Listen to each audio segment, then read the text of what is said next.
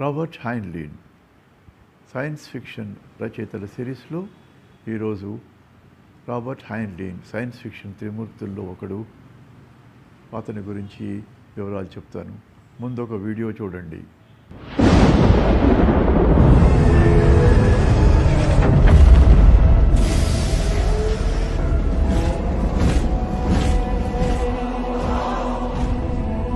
We are the guardians of the universe. We have come here to stop this atrocious war that's happening on your planet. Take us to your leaders.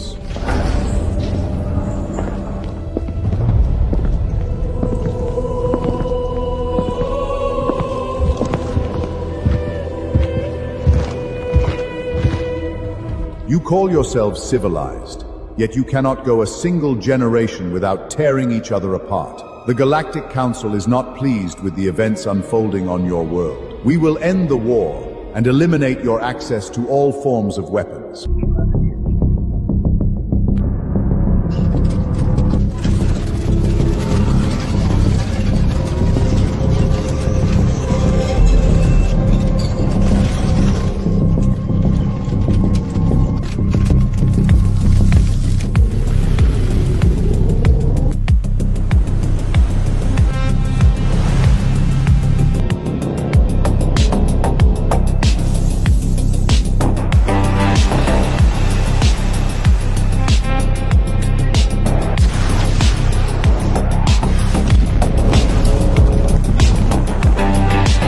Execute the final step.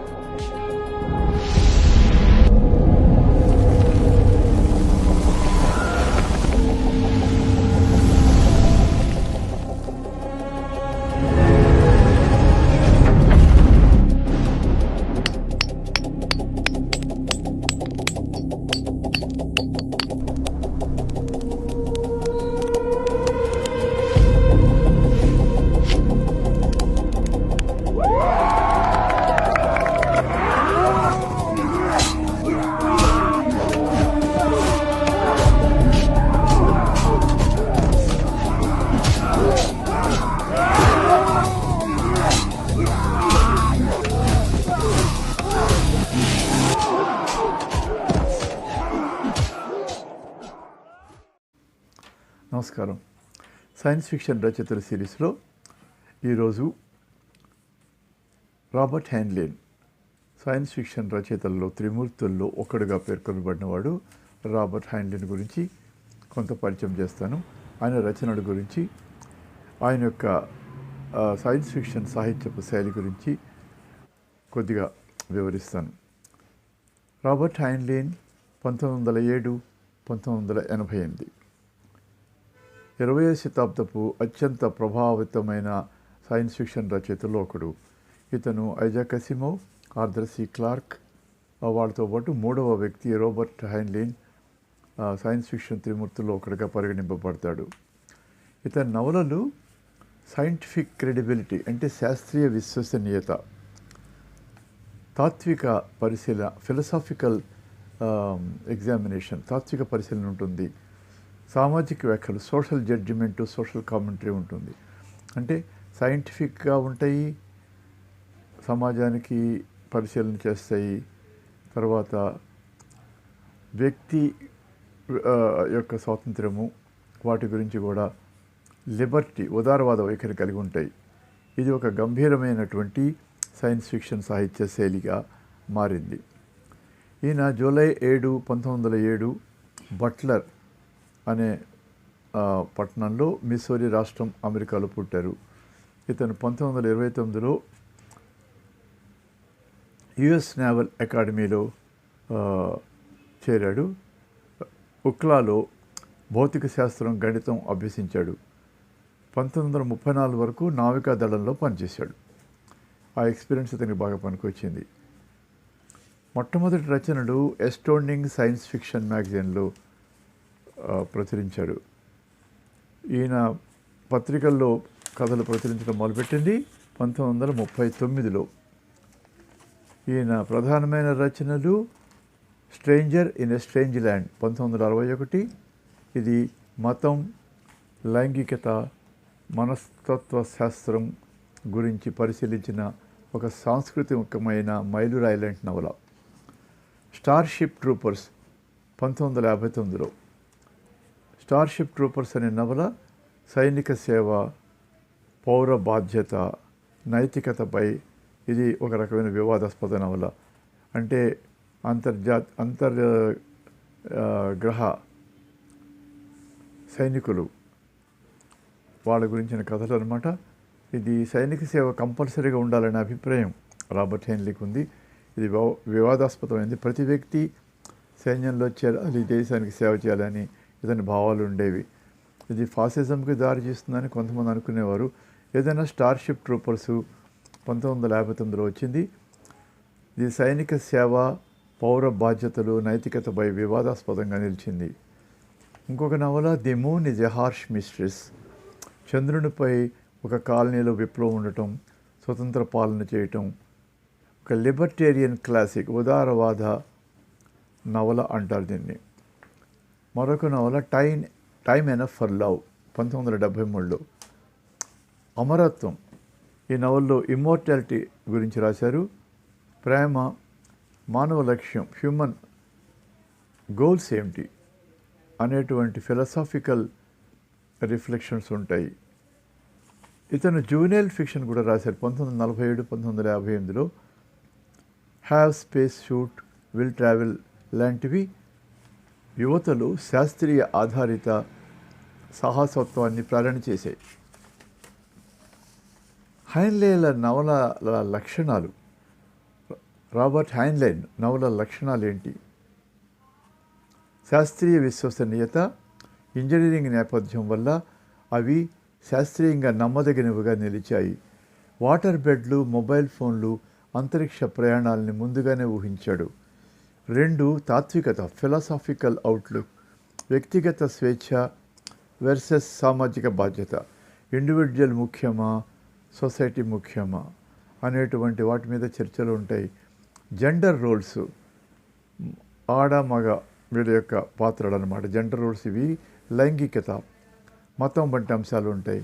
3 రాజకీయ సామాజిక వ్యాఖ్యలు, ఉదారవాద వైఖరి, అధికారంపై అనుమానం, వ్యక్తిగత బాధ్యతపై విశ్వాసం, ఇలాంటివన్నీ Starship ట్రూపర్స్లో ఉంటాయి. ప్రజాస్వామ్యం వర్సెస్ సైనిక పాలన, ఫాసిజం లాంటి విషయాలపై చర్చకి దారితీసింది. కథలో కొత్తదనం. ఫ్యూచర్ హిస్టరీ అనే ప్రక్రియలో ఎన్నో కథలు రాశాడు. దీన్ని వరల్డ్ బిల్డింగ్ అంటే ఒక కొత్త ప్రపంచాన్ని సృష్టించాడు ఈయన కథల్లో అన్నిట్లో కూడా గ్రహాంతరయానాలు, స్పేస్ షిప్లు ఉంటాయి, దూర ప్రయాణాలు ఉంటాయి.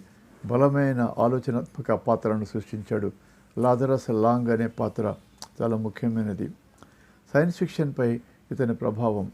బిగ్ 3 త్రిమూర్తుల్లో ఒకడు, ఐజాక్ అసిమోవ్ క్లార్క్తో పాటు. పల్ప్ వినోద సాహిత్యంగా కాకుండా, ప్యూర్ పల్ప్ ఫిక్షన్లా కాకుండా సీరియస్ రచనలుగా సైన్స్ సాహిత్యాన్ని ఎదిగించాడు ఇతను. ఇతని వల్ల ఇన్ఫ్లుయెన్స్ అయిన వాళ్ళు జో హాల్డేన్, ఉర్సులా కే లెగ్విన్, విలియం గిబ్సన్ వంటి రచయితలకు ప్రేరణ ఇచ్చాడు. ఆయన నవలలు ప్రజా సంస్కృతి, రాజకీయాలు, సాంకేతిక అభివృద్ధిపై ప్రభావం చూపాయి. ఈయనకి హ్యూగో అవార్డులు 3 వచ్చినాయి. The moon is a harsh mistress, starship troopers, double star, stranger in a strange land 1960లో కౌంటర్ కల్చర్ బైబిల్గా నిలబడింది. ఆయన మే 8, 1988 కార్నెల్, కాలిఫోర్నియాలో మరణించారు. సైన్స్ ఫిక్షన్ కేవలం రాకెట్లు, గ్రహాంతర వాసుల గురించి కాదు, ఇది మానవ భవిష్యత్తు, నైతిక సమస్యలు, స్వేచ్ఛ, విశ్వపు రహస్యాలు అర్థం చేసుకోవడానికి పోరాటం గురించి ఆయన నవలలు ఎక్కువగా చర్చించాయి. ఆయన నవలలు తాత్విక, సామాజిక సమస్యలను వెలుగులోకి తెచ్చే శక్తివంతమైన నవలలుగా నిలిచాయి. రాబర్ట్ హెయిన్లీ నవలలు, కథల గురించి ఇంకొంచెం చెప్తాను. ఫ్యూచర్ హిస్టరీకి ఉదాహరణ రాబర్ట్ హెయిన్ రాసిన నవలలకి మెతుసెలాస్ చిల్డ్రన్. ఈ చిన్న నవలని 108 పేజీలు హైన్లీన్ 1958లో ఎక్స్పాండ్ చేసి పెంపొందించి రాశాడు. దీని మొదటి వర్షన్ ఎస్టోనింగ్ సైన్స్ ఫిక్షన్లో వచ్చింది. ఈ నవల హైన్లీన్ ప్లాన్ చేసిన ఫ్యూచర్ హిస్టరీ బృహత్ కథలో భాగం. దీంట్లో హోవార్డ్ కుటుంబ సభ్యులు ఉంటారు. వీళ్ళు ఇమ్మోర్టాలిటీ అంటే లాంగ్ లైఫ్ని సాధిస్తారు, ఎక్కువ జీవితాన్ని సాధిస్తారు. దీని కథ పూర్తిగా చెప్పటం అంత సాధ్యం కాదు. కానీ ఈ హోవార్డ్ కుటుంబ సభ్యులు దీర్ఘకాలం. రాబర్ట్ హైన్లీన్ ఒక విజయవంతమైన సైన్స్ ఫిక్షన్ రచయిత. ఇతని యొక్క ప్రభావం సైన్స్ ఫిక్షన్ మీద అపారం. 1969లో అనుకుంటాను చంద్రుడి మీద మొట్టమొదటిసారి ఆస్ట్రోనాట్ని నాసా పంపించినప్పుడు ఈయన కామెంటేటర్గా పనిచేసాడట. అప్పుడు చాలామంది శాస్త్రజ్ఞులు, నాసాలో పనిచేసే ఆస్ట్రోనాట్స్ వాళ్ళంతా వచ్చి ఆయన అభినందించారు. చాలామంది మీ రచనను చదివి మేము ప్రభావితం అయ్యామని చెప్పి ఆయన అభినందించారట. ఎంత విజయవంతమైన సైన్స్ ఫిక్షన్ రచయిత అంటే ఆయన మొత్తం 54 పుస్తకాలు రాస్తే 44 పుస్తకాలు ఇప్పటికి కూడా ఇంకా ప్రింట్లో ఉన్నాయి. పుస్తకాల షాపులో ఎప్పుడు దొరుకుతాయి. అతడు మరణించే నాటికి అతడి పుస్తకాలు దాదాపు 40 మిలియన్ కాపీలు అమ్ముడుపోయాయి. ఇది ఒక విధమైన రికార్డే. అతడి ప్రభావం ప్రపంచం మీద ఒక కథా రచయిత, ఎంటర్టైనింగ్ నవల రచయిత పరిధులు దాటి ఒక సాంకేతిక విప్లవానికి, కొత్త ఐడియాలకి పరిధులు దాటి ప్రభావం చూపించింది. అతనికి ఎలా తన ఐడియాలు పనిచేస్తాయో, తన వస్తువులు, కథా వస్తువులు ఎలా పనిచేస్తాయో ఇతరులకు చెప్పడంలో ఆయన చాలా ఆనందం అనుభవించేవాడు. నావల్ సర్వీసులో చాలా గొప్ప నావల్ ఆఫీసర్, కానీ డిజేబిలిటీ ఏదో వ్యాధి రావటం వల్ల అతను రిటైర్ అయిపోమన్నారు. రిటైర్మెంట్లోనే ఉన్నాడు ఆయన. డబ్బుల కోసం కథలు రాశాడు. మొదట్లో 1938లో సైన్స్ ఫిక్షన్ బూమ్ మొదలైంది. మార్వెల్ సైన్స్ స్టోరీస్ అన్న పత్రిక ఒక సైన్స్ ఫిక్షన్ రచయిత కథతో చాలా డబ్బు సంపాదించింది. అప్పటి నుంచి ఎన్నో సైన్స్ ఫిక్షన్ కొత్త పత్రికలు పుట్టాయి. Amazing stories, thrilling wonder stories, startling stories, astounding science fiction, unknown, famous, fantastic stories వంటి పత్రికలు ప్రచురణలోకి వచ్చినాయి. ఈ మొట్టమొదటి ఒక డబ్బు సంపాదించిన కథ ఆర్థర్ బర్క్స్ అనే ఆయన సైన్స్ ఫిక్షన్ కథ రాశాడట. ఆసియా ఖండపు మనుషులు అమెరికాని జయిస్తారు, వారి బారి నుంచి తప్పించుకోవడానికి అమెరికన్లు రాకీ పర్వతాలు తలుచుకుని పారిపోతారు, అలాంటి కథ రాశాడు. కాబట్టి సైన్స్ ఫిక్షన్ పత్రికలన్నీ సైన్స్ ఫిక్షన్ కథలని ఆదరించి డబ్బులు ఇవ్వడం మొదలుపెట్టాయి. కొత్త రచయితలకి ఇది మంచి అవకాశం. ఎడిటర్సు వాళ్ళని ప్రోత్సహించి రాయించడం సాధారణమైంది. సైన్స్ ఫిక్షన్ జానర్ మీద రాబర్ట్ హైన్లీన్ ఒక 50 ఏళ్ల ప్రభావం చూపించాడు. అతను తన ఒరిజినల్ జీనియస్తో భవిష్యత్తు ఎలా ఉంటుందో ఊహించి సృష్టించాడు. మొదటి కథని 1939లో అమ్మాడు అతను. ఈ కథ రాయటంకి $50 కోసం రాశాడు. అతను ఇంటి మీద మార్టిగేజ్ కోసం థ్రిల్లింగ్ వండర్ స్టోరీస్ అనే పత్రిక కోసం రాశాడట కథని. కథ పూర్తి అయ్యాక మనసు మార్చుకుని అస్టౌండింగ్ సైన్స్ ఫిక్షన్ అనే మ్యాగజైన్కి పంపించాడు. ఆ పత్రిక ఎడిటరు జాన్ డబ్ల్యూ క్యాంప్బెల్ ఆ కథకి $70 పారితోషికం ఇచ్చాడట. సో ఈ రకంగా అతను కథలు అనేకం రాసి తర్వాత జూనియర్ సాహిత్యం రాశాడు. నేను ఇందాక చెప్పినట్టుగా స్పేస్ క్యాడెట్, దాని మీద ఆధారపడి చేసిన TV show Tom Corbett space cadet, మరో కథ రాకెట్ షిప్ గెలీలియో, దీంతో కలిపిన కథ రెక్వియం అనే ఒక మంచి సినిమాకి దారితీసింది. ఆ సినిమా డెస్టినేషన్ మూన్ 1950లో తీశారు. నిజమైన స్పేస్ ప్రయాణం ఎలా ఉంటుందో న్యాచురల్గా చూపించిందట చిత్రమట. నాసాలో పనిచేసే రాకెట్ సైంటిస్టులు హైన్లీన్ అభిమానులు కానివాళ్ళు లేరు. అక్కడున్న శాస్త్రజ్ఞులందరూ తమ బాల్యంలో హైన్లీన్ పుస్తకాలు చదివి వాటి ప్రభావంతోనే స్పేస్ సైంటిస్టులు అయ్యారు. హైన్లీన్ మొదటి కథలో కొన్ని the roads must roll, blowups happen, logic of the empire, Waldo, Coventry, by the boot straps, solution unsatisfactory. అతని రచనలు ఎంత విస్తారంగా రాశాడంటే 20% మ్యాగజైన్లో ఆయన కథలే ఉండే. అతను కొన్ని కలం పేర్లు కూడా వాడేవాడట. Anson MacDonald, Caleb Saunders, Lyle Monroe, Simon York, John Riverside ఇలాంటి కలం పేర్లు వాడేవాడు. అతని ముఖ్యమైన ఇతర రచనలు the puppet masters novel, tunnel and spy, double star, citizen of the galaxy, Methuselah's children, moon is a hard misses ఇందాక చెప్పింది, stranger in a strange land, time enough for love, the number of the beast. అతడు రాసిన చివరి పుస్తకాలు the cat who walked through the walls, the cat who walked through the walls, to sail beyond the sunset. సినిమాలు ఎన్నో, TV షోలు అతని పుస్తకాలుగా వచ్చాయి. Destination moon, Tom Corbett, space cadet, project moon base, the brain eaters, puppet masters నవల మీద ఆధారపడింది. The red planet TV mini series వచ్చింది. స్టార్ షిప్ ట్రూపర్స్ సినిమా వచ్చింది. Roughnecks, the star ship trooper chronicles TV series వచ్చింది. Future history రాశాడు. మానవ జాతి భవిష్య చరిత్ర గురించి రాయాలని 20వ శతాబ్దం నుంచి 23వ శతాబ్దం వరకు అని అనుకునేవాడు. ఫ్యూచర్ హిస్టరీ అనే పదజాలాన్ని సృష్టించాడు. ఇతను ఎడిటర్ జాన్ క్యాంబెల్ ఇతన్ని చాలా ప్రోత్సహించాడు. అస్టౌండింగ్ సైన్స్ ఫిక్షన్ ఎడిటర్ ఇతను. ఈ ఫ్యూచర్ హిస్టరీ అనేది ఈ క్యాంబెల్ గారు సృష్టించాడట.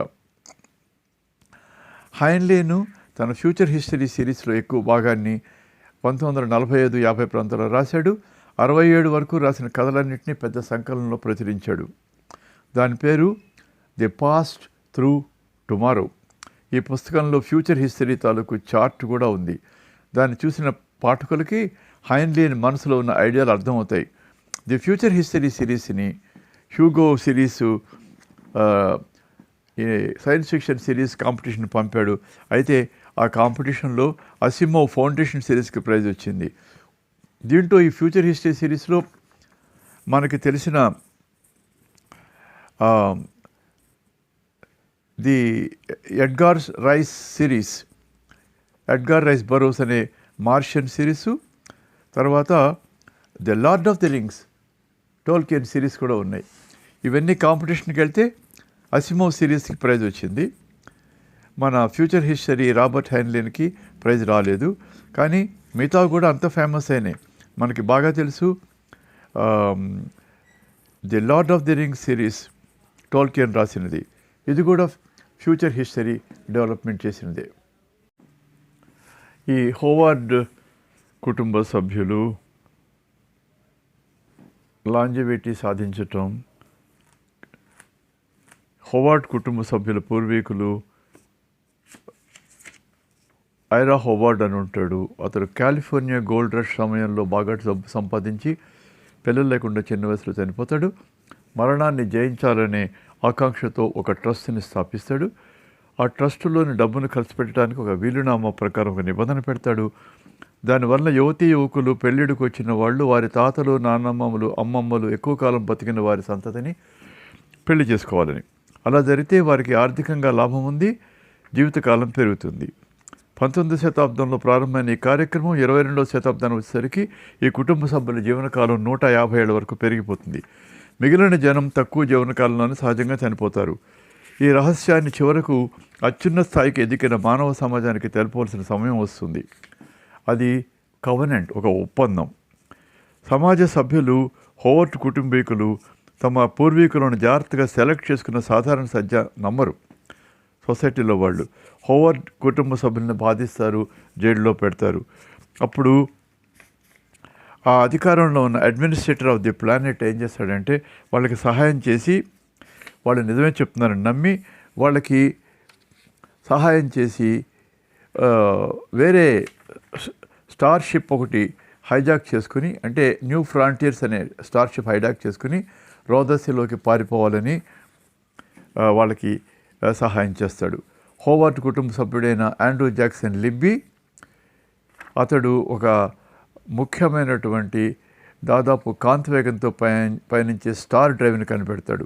ఈ స్టార్ డ్రైవ్ సహాయంతో హోవార్డ్ కుటుంబాలు తారల మధ్య సులువుగా ప్రయాణాలు చేయడానికి సాధ్యమవుతుంది. వీళ్ళు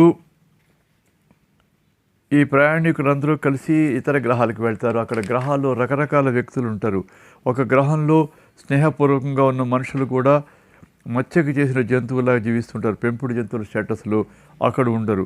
రెండో గ్రహంలో పచ్చని వాతావరణం, అక్కడ ప్రిడేటర్స్ ఉండరు, కానీ వాళ్ళకు గ్రూప్ మైండ్లో ఉంటారు. ఇలాంటి కథలు ఈ గ్రూప్ మైండ్లో ఉండడానికి కావాలని కొంతమంది చేరుతూ ఉంటారు, కొంతమంది రారు. చివరికి ఈ హోవర్డ్ కుటుంబ సభ్యులు మళ్ళీ 75 ఏళ్ళకి భూమికి సోలార్ సిస్టమ్ తిరిగి వస్తారు. అక్కడ భూమిలో చాలా మార్పులు జరుగుతాయి. ఈ రకంగా సాగిపోతుంది ఈ నవల. ఫ్యూచర్ హిస్టరీ ఇలాంటి కథలు ఎన్నో రాశాడు ఈయన. దీంట్లో లాజరస్ లాంగ్ అనే పాత్ర ఈ నవల్లో మొదటిసారిగా ఉంటాడు. అతను ఈ ఒక ముఖ్యమైన పాత్ర. అతను time enough for love, the number of the beast, the cat who wax through the wall, to sail beyond the sunset, ఇలాంటి కథల్లో కనిపిస్తాడు. ఈ లాజరస్ లాంగ్ అనే పాత్ర చాలా ముఖ్యమైనది. ఇవన్నీ రాబర్ట్ హెన్రీన్ రాసిన ఫ్యూచర్ హిస్టరీ తాలూకు ఉదాహరణలు. కథ అవుట్లైన్ సూక్ష్మంగా చెప్పాను. ఇది చదవాలంటే ఈ కథలు అన్నీ రాసినటువంటి సంకలనం ఉంది. వీటిలో వరుసగా ఉన్న కథలు life line, and he built a cricket house, let there be light, the roads must roll, blow ups happen, the man who sold the moon, Delilah and the space rigger, space jockey, requiem, the long watch, gentlemen be seated, black pits of Luna, it's great to be back, we also walk dogs, ఇలాంటి కథలు.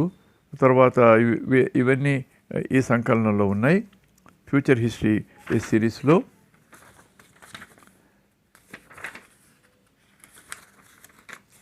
ఇవన్నీ మెథులాస్ children అనేటువంటి నవలలో ఆయన రాశారు. ఇది కాకుండా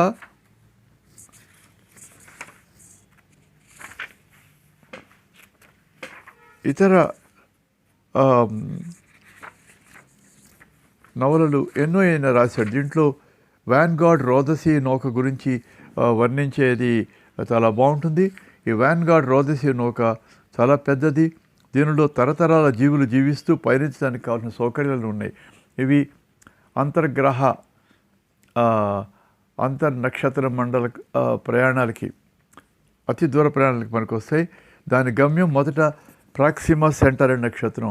మనకి అతి దగ్గరలో ఉన్నది ప్రాక్సిమా సెంటరీ నక్షత్రం కదా, అది. ఇది పైలట్ లేకుండా ప్రయాణం చేస్తుంది ఈ వ్యాన్గార్డ్ నౌక. ఎందుకు ఆ నౌక మీద తిరుగుబాటు జరుగుతుంది. ఆ దుర్ఘటనలో పైలట్లంతా చనిపోతారు. దాంట్లో మిగిలిన వాళ్ళంతా ప్రయాణం మొదలైన ఉద్దేశమే మర్చిపోతారు.